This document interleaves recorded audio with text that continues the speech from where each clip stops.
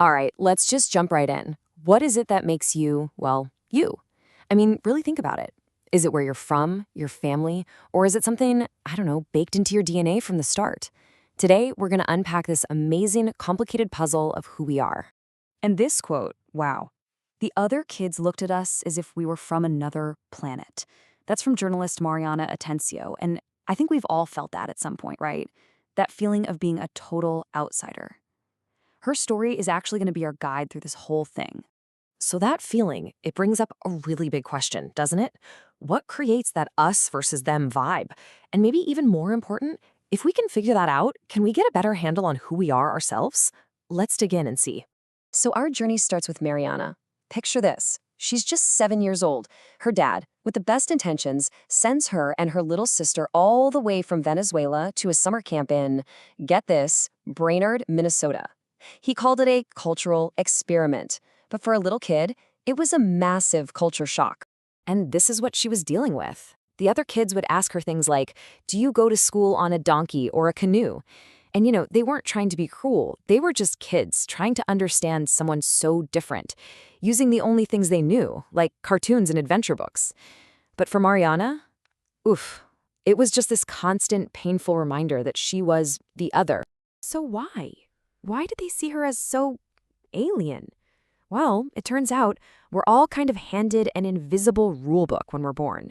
It's our culture, and it's the subconscious script that tells us how to act, what's important, and basically how to look at the world. And a lot of researchers break these cultural scripts into two big buckets. You've got individualist cultures, think the USA, a lot of big cities.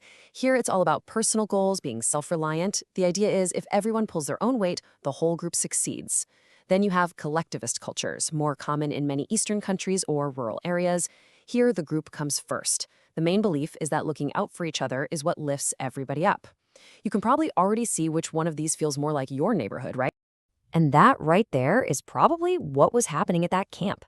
You have Mariana coming from a culture that's likely more collectivist, and she's dropped right into the middle of a super individualist American summer camp. It wasn't just about speaking a different language. It was like two different operating systems trying to communicate. Okay, but culture isn't the whole story, right? Not by a long shot.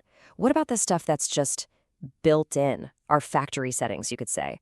This brings us to the second piece of the puzzle, our biology, the stuff we're just born with. Psychologists have this really popular model for this, called the Big Five. And there's a handy acronym for it, OCEAN. It stands for openness to new experiences, conscientiousness, like how organized you are, extroversion, where you get your energy, agreeableness, and neuroticism, which is all about emotional stability. It's like a map of our basic personality traits. So, to get a feel for one of these, let's try a little test. This comes from a psychologist named Brian Little. He tells his students this one simple thing. It's pretty much impossible for an adult to lick the outside of their own elbow. Okay, be honest. Did you just try it? Come on, you can tell me. If you did, don't worry, you're in good company. And believe it or not, your reaction says a little something about you. So here's the deal. According to Little, if you're an extrovert, you are way more likely to give it a shot right away. Why? Because extroverts are fueled by what's happening around them. They love to engage. An introvert might think about it for a second first. It's all about where you get your energy. Extroverts want more stimulation, while introverts often do better with less.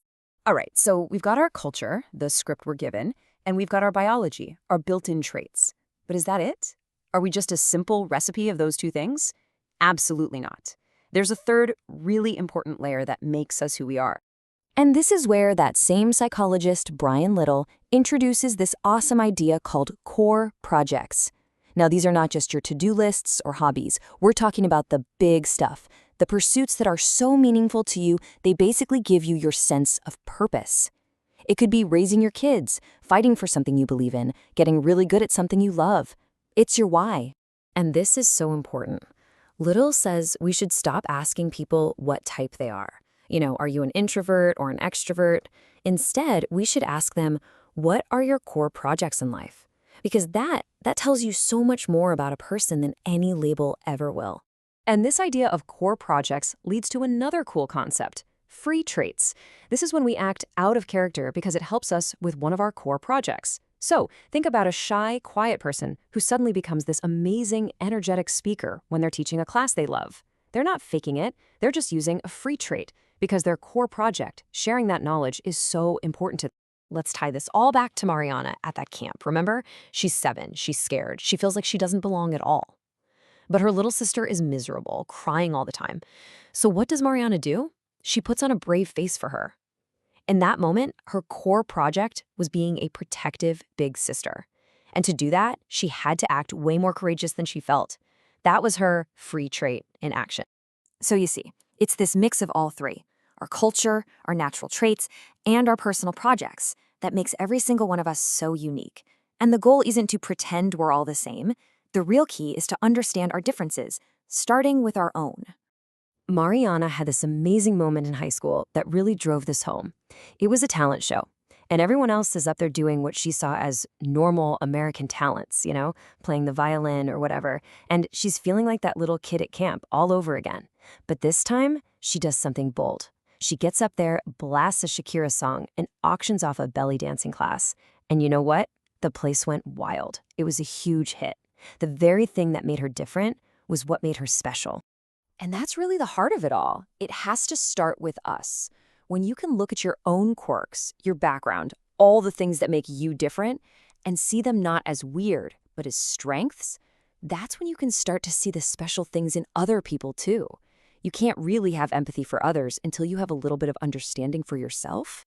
Because at the end of the day, when you strip away all of the layers, the culture, the personality traits, the projects, there's one thing left that's the same for all of us. And Mariana says it perfectly. The single thing we all have in common is being human. That's our common ground. That's what connects us, no matter how different we might look on the outside. So I want to leave you with this to think about. What's your unique mix? Your culture, your traits, those core projects you're so passionate about, all those things that maybe sometimes make you feel a little different? I want you to ask yourself, what is it that makes you special?